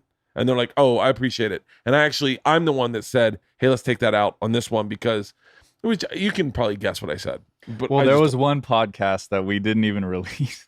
We did a full podcast. I won't say who it is or what. I said it the other day. Yeah. I said it yesterday to Gaffigan. Yeah, we didn't even release it. We talked. We didn't. No one. One person talked shitty about another person for like a half an hour. No, it was longer than that. It was like the entire podcast. It was the entire podcast, and then another good friend of ours called me up and said, "Hey, man, did he talk shit about that one guy for an hour?" And I said, "Yes." And then I said, he said, "Hey, man, can you do me a favor and not release that podcast?" By the way, I did one with Allison Rosen, and we're talking about why you edit things out of a podcast and defending it to the audience listening. Because I'm sure we pulled that chunk out that I had said earlier. Because I don't ever want to put anyone on blast. And so, and that's never my intention. My intention is never to make anyone's life more difficult because of this podcast. Totally. Yeah, no, I've talked to people about that a lot, and they don't realize it. It's like we're not trying to just start shit. We're just talking. My only goal is to make you laugh. Like I want people to giggle or go like, "That's interesting." I do not want people going, "Dude, fuck you two. Who do you think you are?" I did a podcast with Allison Rosen. She is right after she got fired from Adam Carolla's podcast. Oh, I didn't know she got fired. I know she's not there anymore. Yeah, and she spent. This is when it was just me doing the podcast. She spent 45 minutes just trashing Adam. Like, Damn. and in my head, I'm like, I was thinking, like, am I gonna release this? Like, because she had just been fired, so it was all fresh. And I was in my head, I was like, if I release this, then Adam won't like me. I'll never do his podcast. By the way, I've never done this podcast. He's never had me on his podcast. But like, I remember thinking, I'll never do his podcast. He's gonna hate me. It's gonna be a war. But and you know, when you get selfish, you're like, it's gonna be really tough on her. People are really gonna come after her. I'm gonna be in the middle of it, but I'll get good ratings. My numbers are increased. Then you're like, in my head, I'm like, I'm going like, I don't think it's worth it. And then in the middle, she just goes, actually, can you not put out any of the stuff I just said? And I was like, The whole yeah. episode. Yeah, and so I didn't put out the episode. That's only one of 2 episodes I recorded and didn't put out. I think I was the other one. No. When did we do it? On the Joker's cruise. That's 3 episodes I didn't put out. That was a new side view I'd never seen. I kind of like how passionate you got, but it was a good idea not to put it out. Totally forgot about that podcast. The unreleased. You know, that podcast Yeah. has caused trickle problems for people in the future or in the past. Really? Like, I'll talk to you about it off air. Off air. Yeah, but that was I remember that. I mean, we were all a little you were me, fresh off you, sober October. Ari and Mike Vecchione. God damn it! I still haven't had Mike. I haven't had Mike Vecchione on the podcast yet. Mike is one of my favorite dudes. He's and amazing great. comic. I remember watching him on Last Comic Standing and being like, "Dude, this guy legit is one of." And by the way, we dated the same chick. I remember we talked about that on yeah, that podcast. We dated the same chick at one point. My college sweetheart was his high school sweetheart, and I was like, "What are the odds that this one woman dated 2? I won't say in the world, but 2 of the funnier people in the country." Yeah. Like, what are the odds that she dated us? Like, but I don't think Mike was funny in high school. She also dated Ant though, the comedian. I heard that too. Oh. Dude, what's up with Ant? I don't know. I ran into him at. I never met him. I just remember that guy. Oh, I met him. He was a handful. Yeah. His name is Ant. He was a legit handful and was like very dialed into like. And by the way, once again, not trying to shit on anybody, but like very dialed into reality television and how that would work and celebrity. Like, but doesn't it kind of make you cringe when people are in this for fame and not to be good at stand up? It does for me. It does for me only because I think fame gets in the way of good stand up personally. Totally, man. How no one gets better as they get. I mean, some people do, but it's hard. If you get insanely famous, have you heard those comics where it was like, so I was at this famous person's house, and you're like, who gives a fuck? Tell a joke. Yeah, I when that happened, and by the way, I got to admit, when I got on Last Comic Standing 2, I didn't even know you were on Last I Comic. did it up until like the semifinals, and then I got booted because I got booted because they were like, I just wouldn't. I got booted too. Did you? I was booted. I shit on Keenan. Keenan who? Ivory Wayans. He was one of the judges. Wait, what did you say? He I had a really good set, and Norm was really nice. I had a joke that Norm was like, I love that joke. I said the joke was my last girlfriend was a hoarder, and she broke up with me, which stings extra hard because I'm like the one thing she can get rid of. And Roseanne was really nice too. And then Keenan was like, I liked some of your jokes. I didn't like all of them. And I said, well, I loved all the scary movie films, and I got a huge laugh. Obviously very sarcastic. And he said, I only did the first 2, and I was like, Oh, right, it was a joke. It's a joke. I think you're missing the point here. It was a joke. But I got eliminated. But then I ran into Norm. I ran into Norm in like an area afterward, and he was like, I like that you burned him. That was fun. Yeah. You know Norm like that. Because Norm's like the perfect celebrity. I mean, he's a celebrity technically. But we all respect him. Everyone respects him. He's a purist. Dude, he's a hardcore purist. He's fucking hilarious. Dude, he's my best joke I have right now in my new hour is I hope people like it because it's definitely a little bit of a departure of my stereo. I think as you grow as a stand-up, you need to evolve also. You can't just do the identical same thing you did the last special and do a replication of that, just different words. I think you got to evolve. One of the things I was obsessed with was that I've talked about this ad nauseum, so I apologize to anyone listening. I called stand-up one day and I said, what are you doing? And he's like, I'm having a grapefruit and vodka, watching the sunset. I'm trying to think of some goofs. And I go, what do you mean? He goes, I don't know. It's like, I don't know, just trying to rethink how to do a joke. Like I'm writing knock-knock jokes. I was like, what? He's like, I figure I'm probably as funny as the guys who wrote knock knock jokes. Like, I could probably write a knock knock joke. So I'm trying to redirect knock knock jokes and rewrite them. And I was like, oh, cool. And it changed the way I looked at things. So I was like, one of the jokes, my favorite jokes are Norm Macdonald's jokes when he goes, he has a joke about his neighbor works at the university. He's a professor of logic. You ever heard that joke? No. Such a great joke. I'll tell it to you because it's such a great joke. And I know you guys have heard this, but just if you haven't, just sit back and enjoy it. It's one of my favorite jokes. It changed the way I looked at my hour because I want a joke like that. I don't want to do what he's doing, but I want to be able to do something a little more old school, but in my voice. Norm gets a new neighbor. So he sees a new neighbor and he says, hey, neighbor. And the guy goes, hey, Norm. Norm says, what do you do for a living? The guy goes, I'm a professor of logic down at the university. By the way, Norm tells it so much better because he Normanizes it. And so Norm goes, what's that? And he goes, well, it's kind of hard for me to explain. It's easier for me to show. And Norm says, okay. And he goes, Norm, do you have a doghouse? Norm goes, I do. And he goes, well, then logically, I can assume you have a dog. And he goes, I do have a dog. And he goes, oh, then logically, if you have a dog, I can assume you have children. Do you have children, Norm? And he goes, I do have children. And he goes, okay. And if you have children, logically, I can assume you're married to a woman. You have a wife?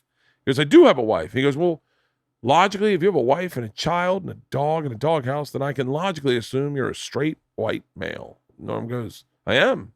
He goes, Norm, that's what I do for a living. Norm goes, wow, that's fascinating.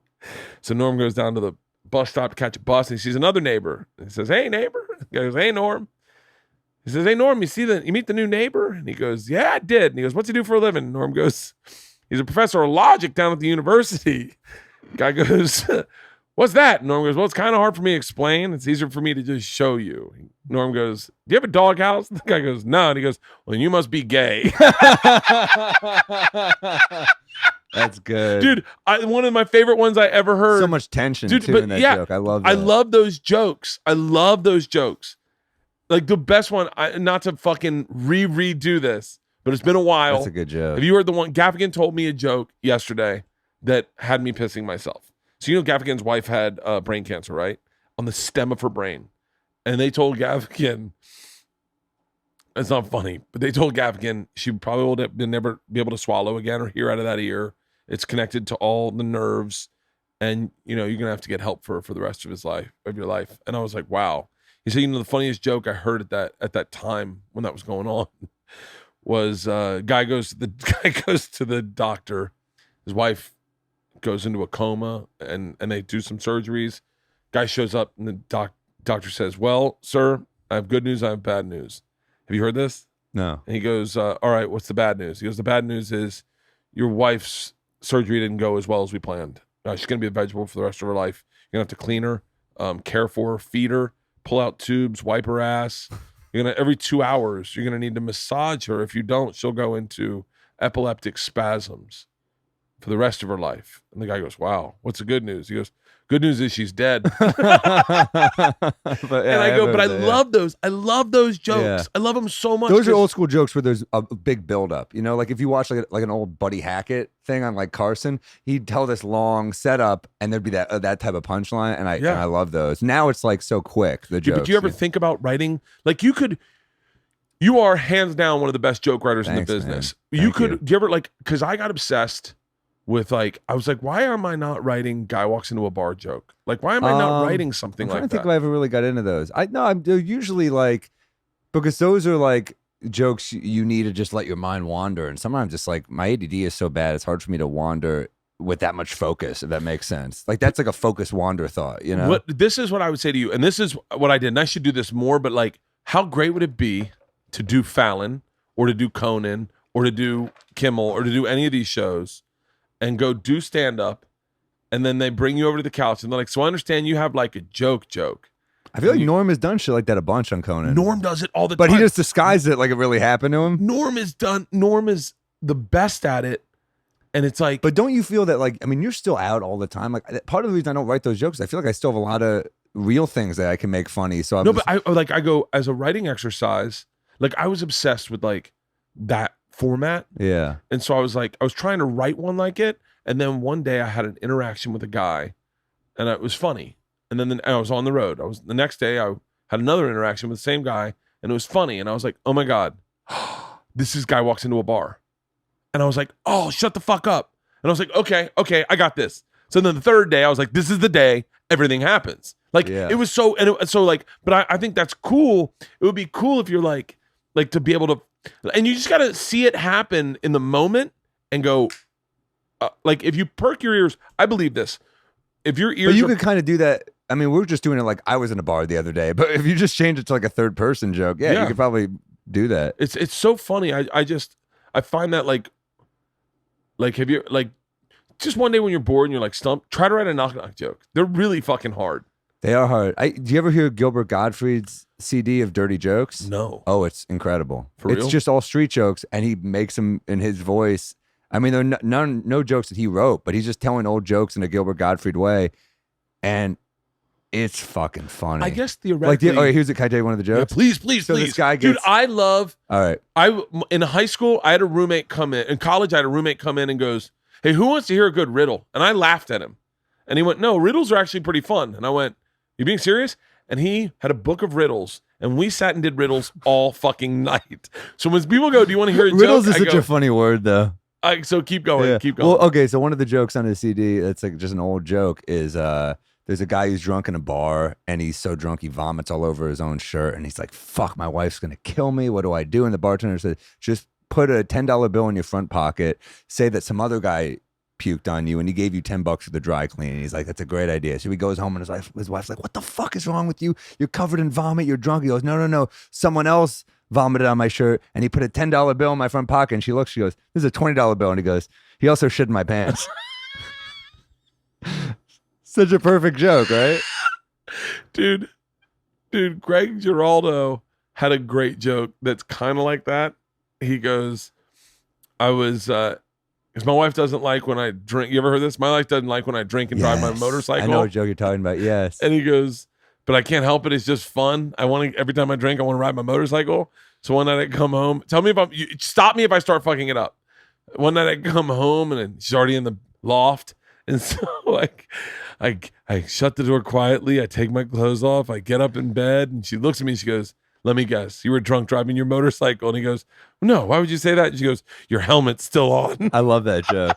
That was in his first half hour, I think. Such a great, Giraldo's one of the best ever, I think. Yeah. I really think he was. I mean, I wish we got to see more from him because I think he was on his way to being like a Louis type. I honestly don't think he ever found his voice in his period. I think he got so close in those, when he broke down. Don't take those away, Halston. I'm curious to see if there are any good ones.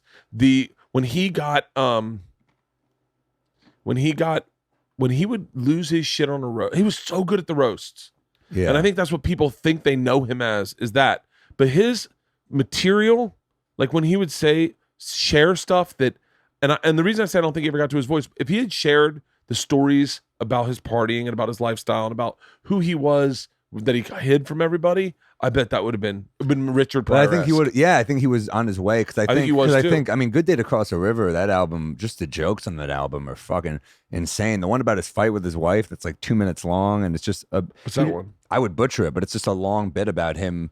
He starts it by saying, like, you think it's going to be this relatable observational joke. He's like, you ever have this fight with the wife?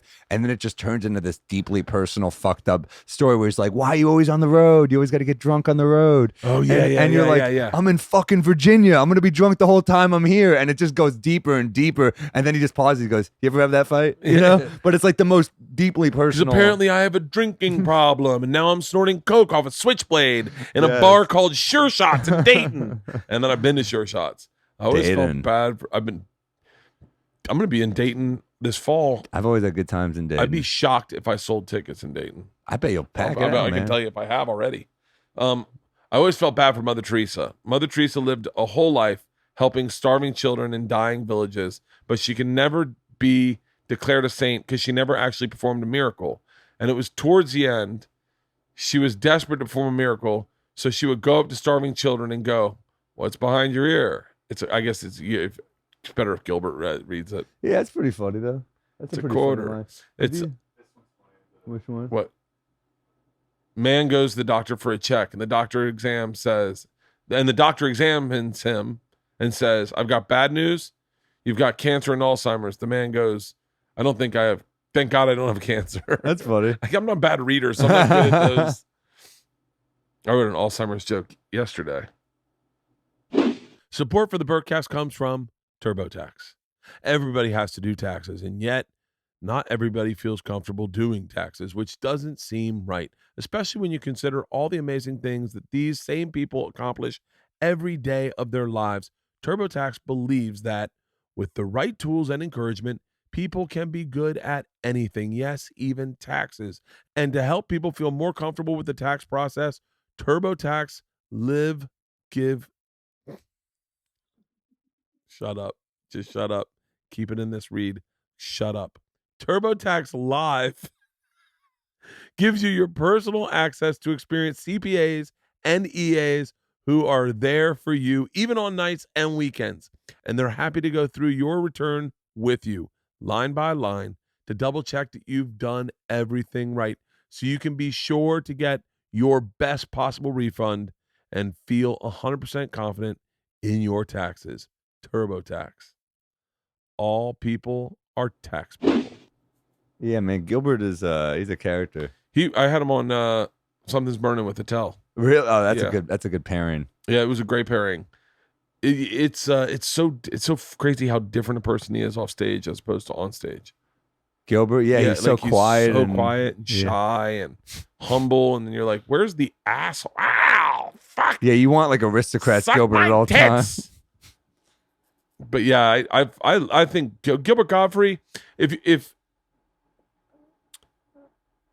Norm's my favorite, Yeah, I could watch Norm forever. he's your favorite comic. Period. No, it's Attell. Attell's my favorite comic.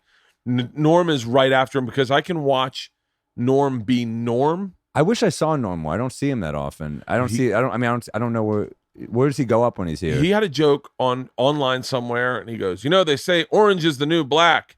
Not in my building. Kevin's the new black. I love just silly ass jokes like Dude, that. he's just on his Norm Macdonald show. The one on Netflix is amazing, but the one he did online where he just have them read horrible fucking jokes. Did you ever see that? No, Dude, you got to get into a Norm spiral. I'm gonna get in a Norm spiral. We were at the store one time. We were at the store, and Is that where he goes up when he's here? yeah, because he's really good friends with Adam Egget, Okay. and Adam is like his. I want to say like they're almost like related. Like they're really close. So he came back right before the election. I can't tell you what he was saying because it's unfair to like share stories like that behind closed doors. All I will tell you is that me, Segura, Rogan, everyone was not only jaws wide open, ears wide, just like, but we were in hysterics. He's great because he never says the predictable thing, Norm. Never. He's such a contrarian, and he's also smart and funny. And I mean, I still remember the interview he did after getting fired from Weekend Update on Letterman, and it's like a 20-minute interview, Yeah. and you could see how much Letterman respects him, and you're like, holy shit, this is kind of incredible. And Norm just is so fucking funny, and he just talks about, you know what I'm talking about? He's like, I had a half a fifth of whiskey, and Letterman's like, what do you do the next day? He's like, well, I remember that I still had a half a whiskey left. It's just like it should be obvious, but you just, Do you think in other professions people talk the way we talk about our heroes? Yeah, Like, do you think? Well, it depends on your job. I mean, if you work in like some sort of like maybe music or film, maybe I don't know if you work in accounting, I'm not like, you should have seen Kevin the other day. But at a certain point, Carmelo Anthony was like, "No, I'm the best." It's probably why he's not playing in the league right now. But like, Unfortunately, who's one of the I best love Knicks Melo, to but- ever play, in your opinion? Patrick Ewing's my favorite ever. Do you think Shaquille O'Neal was like, "Man, you got to give it up for Patrick"? Yeah, Ewing? totally. You think yeah, so? yeah. Because you know why? Because Ewing is super underrated. He always gets trash, and Shaq. I think Shaq is defensive of guys. Shaq's a good guy. It seems. Shaq seems like he's a great guy. You know what's great about Shaq is when Yao Ming was like the new guy in the scene. Everyone's like, "Ooh, Shaq, look out! Yao's coming for you." Shaq was he just went in this racist interview and was like, "Tell Yao Ming ching chong," and you were like, "Jesus Christ!" And then Shaq finds out that Yao's hero is Shaq, and he feels terrible. So now, if you ever hear Shaq talk about Yao Ming, Jack finds out Yao Ming's hero. dude, he went to China to like stay with his family. And they were all like, "We're so happy you're staying here. You're Yao's favorite player." And Shaq was like, "Oh fuck." So then every time you hear Shaq talk about Yao, he's like, "He's the greatest ever." And now he's like overcompensating. Yeah. The point like that's not true. Did you ever see that? Did you ever see the documentary on ESPN about the Magic, about the Orlando Incredible, Magic? Dude. Penny Hardaway would have been like the best.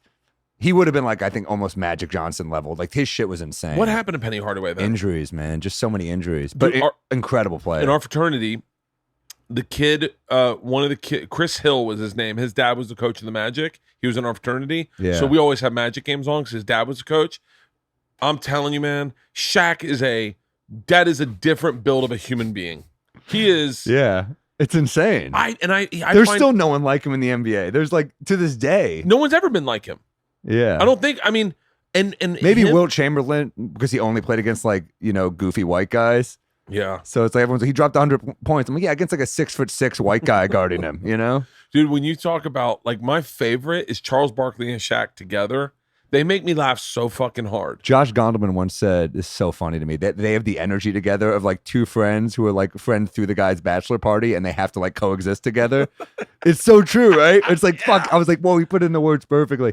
It's because they really kind of like can't stand each other, but they do kind of like each other. Yeah. And Barkley always kind of outwits him, and then Shaq's always like, "Oh yeah, how many rings do you have?" And you're like, "You can't use that every time, dude. You got to like." How about Barkley getting pulled over and telling the cop, "I'm just going to get a blowjob, man. Don't Yeah. worry about it." These cops like, "I don't give a fuck." Me and this comic Stavros Halkias, we do a basketball podcast called Pod Don't Lie, and we did an episode called "The All-Time Greatest Cheaters," like Infidelity All Stars. Yeah. And Barkley's starting power forward. Who else is on that top 5? We put Magic at center because if it takes AIDS for you to get caught cheating, you put in work, Yeah. Then we had Lamar Odom off the bench because he cheated into a coma, What's he doing now? I don't know, but I love Lamar Odom. I had an Odom jersey. He was great. I went and saw. I'd go to see Clippers games when I first moved here because those were the tickets you could get. Yeah. And you get good tickets to go see Clippers games. He was amazing. And then we had at small forward Paul George because he fucked. He impregnated a stripper, and he fucked his teammate's wife, Roy Hibbert, and that fucked up the Pacers. So he was small forward, shooting guard. Who fucked LeBron's mom? Delonte West, but he wasn't cheating. This was about cheaters. That if we do like all time greatest fucks. Okay, what about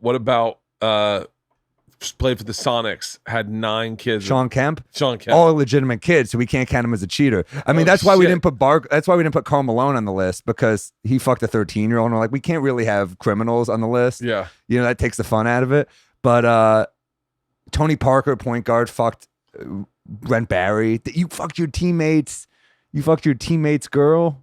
That makes no fucking sense to me.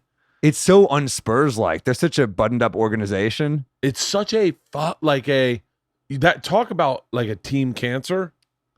Yeah. You fuck someone's girl on your team. And you got to get rid of Brent Barry because Tony Parker's Hall of Fame point guard, man.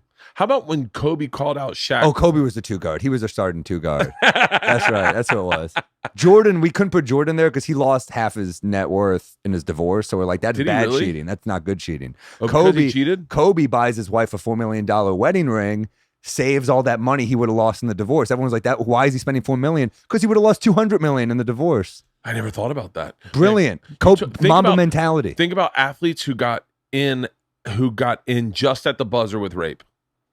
Like meaning like now in Kobe cancel was culture. alleged. Kobe was alleged. Yeah, you're right. He can In still cancel get culture, Me he Too. would have been you and Me Too. There's no fucking trial.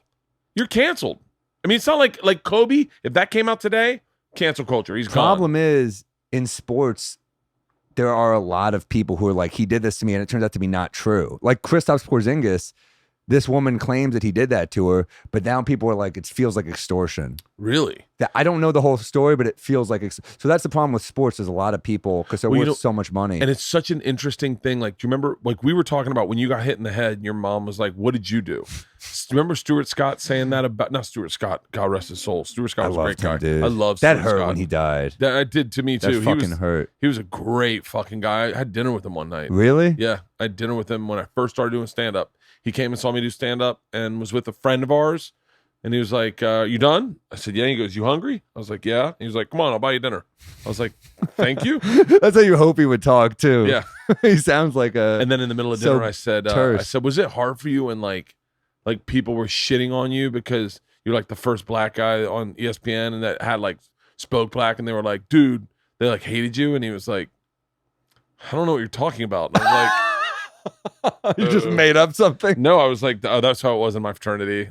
Sorry. I was like, yeah, like when you were, loved him. It took a while in our fraternity. It took a while for everyone to, because Sports Center was about white guys going zowie, oh whammo, and he said boom shakalaka, and he brought culture into.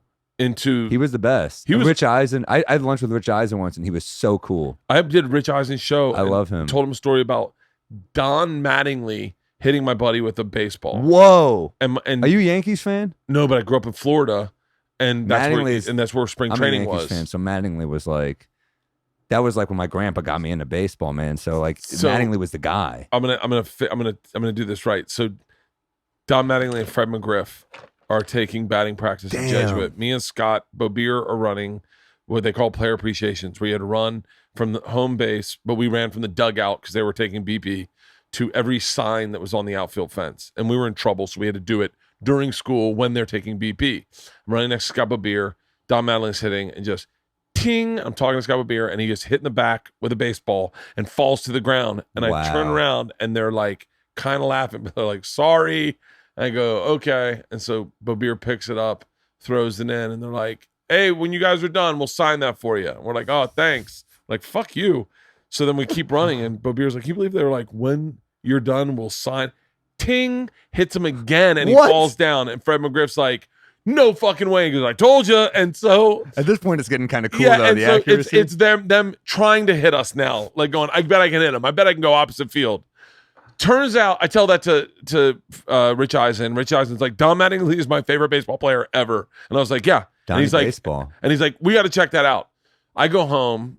It goes on whatchamacallit, and I get an email from one of the guys I grew up with. He goes, wasn't Don Mattingly, it was guy that went to Jesuit and played for the Yankees. I forget his name. It wasn't Don Mattingly, it was Jesuit. I'll tell you. Jesuit High School. What position? Type in Jesuit High School. What position? Tampa, first baseman. Tino? No, it wasn't Tino Martinez. It was not. It sounds like Don Mattingly. It was Magadan, Dave Magadan. I don't remember him. Dave Magadan. Type in Dave Magadan, pull him up. Dave Magadan played for the Yankees. It was Dave Magadan. He had a fucking great Mercedes. Really? He had a fucking. I was at a Yankees Dave game. Magadan paid for the Mets. My bad. I was at a Yankees game with my friend. It was when Mike Lowell played for the Yankees, like early on before he had this really good career with the Red Sox. And Mike Lowell it was like my birthday. I was with a couple friends and my mom, and he just hits one back, and it just bounces off the railing and hits my friend in the head. And I was like, you ruined my fucking birthday by having to go to the hospital, wait to leave the game. Are you serious? Yeah. I got hit in the mouth on my 11th birthday with a baseball bat and lost like ultimately 26 teeth. Oh my God. And I got in the car. My dad made me finish the fucking inning. I was catching. My dad put me in shortstop. I was like, I remember being like, are you serious? I have no teeth. I'm not going to hit Dad. And he was like, listen, if we take you out now, we just lose the game. It's one more out. Just sit it. And they hit the ball to me at fucking shortstop. And I caught it, threw the guy out. Get in the car. It's my 11th birthday. I have a birthday party planned. 11th birthday. Get in the car. Look at my mom. And I'm like, I remember I just go, great birthday, huh? And my mom just started sobbing, crying. And I was like, oh, I was just saying this to get a little pity, but Jesus. That when I was a kid, my parents sent me to this weekend thing, like just get me out of the house, and it was like just me and like little kids playing baseball, and there'd be like adult counselors and stuff. And I remember they were all just like hard-nosed counselors. So I stopped paying attention at shortstop one day, and he just looks at me, just fucking zings a baseball at me because I'm spacing out, hits me right in the nose, and I'm just fucking like on the ground bleeding and crying. And he's like, "Next time you'll pay attention." I'm like, "This is insane, dude." The amount of leeway men got in the 80s and 90s with children was ridiculous. We're at USF. Just could have broken my nose. We're at USF baseball camp, and he has us all doing these things where, like, you know, when you lay on the ground and you raise your feet and raise your arms. Yeah. And I remember distinctly, he goes, "If I see any of you faggots trying to fuck the ground, I'm gonna put a baseball up your asshole." And I was like, I remember being like, "This is really aggressive talk." Yeah. I was always that kid though. Like, if language got, it's crazy that I'm that adult now, but if language got too coarse, I'd like look at other people like, "Can you believe they're talking like this?" I do the same thing where I'd be like, "This is," but when you're alarmed and like back then, it probably was bad. Oh, I was talking to my friend about movies, like even like because we used to love Revenge of the Nerds and Porky's, and you rewatch those. Dude, Porky's, the big scene was jamming your dick through a hole in the women's locker room. the end of the third act or second act in Revenge of the Nerds is when he rapes the girl in the bounce house. Yeah, he rapes her, but he fucked her well, so it wasn't considered rape. She was like, "Wow, that was great." Yeah, or whoa. The scene, the panty raid scene. They just set up cameras of women changing. And they're like, "Yeah." It's crazy when you think about our grooming as young men. Yeah, like you look at. I showed 16 Candles to my girls the other day, and I at the point when Jake Ryan says to Michael Anthony Hall, "Hey man, she's wasted. Take her. Have fun with her." And he goes, "For real?" And he's like, "Yeah, do whatever you want." And then gives his dad's car and the girl, and they just, and then Anthony Michael Hall fucks her, and they wake up the next morning, and she goes, "Did we?" And he was like, "I think we did." She's like, "Did I like it?" And he was like, "I think you did." She's like, "Well, I guess we're boyfriend girlfriend now." Oh my god, that's basically how we were. I was groomed to be a man, dude. I remember at college, you know, they were just, I got roofied and it was meant for a girl. A guy, like, happened to me too. He handed a girl a drink. She said, "I'm too drunk." And I didn't know that. It's like, "I'll drink it." And she just gave me this angry look. I was like, "Why is this guy so mad at me?" And then I just chugged it and woke up the next day like, fuck, he's a predator, that guy. That was a thing that people, I guess, you know, not to go. You're like, "Don't go to that frat house. They roofie people." Some of the stuff I know I would never even share with anyone because it's so implicable. Like, this is exactly what I was thinking. I know a couple that were dating. They were dating. And I said, "That's so great. You guys are," and then someone was like, "Yeah, you know, the first night they had sex, he roofied her." What? They're married now. I was like, you can like spin anything where it's like it's like if someone stalked you and they're like, "It worked out." Yeah, it's so crazy. I remember hearing that. It was well like, after. Can you imagine the if a guy just showed up at a strip club every day with flowers, and then one day she's like, "All right," and then they're like, "We've been together 20 years." You know? Like, oh, I guess it I works. gotta pee again, dude. I'm sorry. We should wrap it up. I have Tom Rhodes coming in. I'm glad this worked out the way it did. Me too. I'm sorry that I fucked up the day. Dude, anytime you ever want to do the podcast, you're out in LA. Really? Please, it's an open door. It's an open door to all you. I told this to Joe yesterday. It's always an open door to any of you guys. Just text me and go, "Hey man, I'm in LA. Let's podcast." And I'm being serious. All right. There's certain comics I can do it with every fucking you're so time. fun to talk to, man. It's definitely cool. Anyone that's been on my podcast, I would love to have back on, because for me, it's a great time to kind of just chill and talk and get like, I mean, when are we going to get to talk like this other than on the cruise? By the way, I'm going to tell you about that podcast we did on the cruise that I unreleased. I want to tell you what the trickle down effect of that was. Please do. Because I think you're going to go, "Holy fuck, you're right." Yeah. You are going to go, "Oh my God." I can't wait to hear this. Awesome. Dude, well, what do you got to promote? When does this come out? I have no fucking idea. We're backlogging them for my Body Shots tour. Okay. So maybe this month, maybe the beginning of next month. So yeah, go to sammorril.com/gigs, and I'm in like Toronto, Sacramento in September, I think, and then October I got like Atlanta, Acme, like a lot of good clubs, and I got this podcast with Joe Mackey, Phil, and Liz, the Cellar, called Keeping Joe, and then I got the new basketball podcast called Pod Don't Lie. If you like basketball, it's with Stavros. He's like the funniest dude. That's one of the things that I wanted to didn't get a chance to talk. If to you're you ever about, in the city, you but got to you're do like the basketball a legit one. basketball fan. I'm obsessed with the Knicks. It's like a toxic relationship. I could talk about it for hours, but so there's that, and then I got a couple albums and specials online. And follow him on Instagram. You put out clips.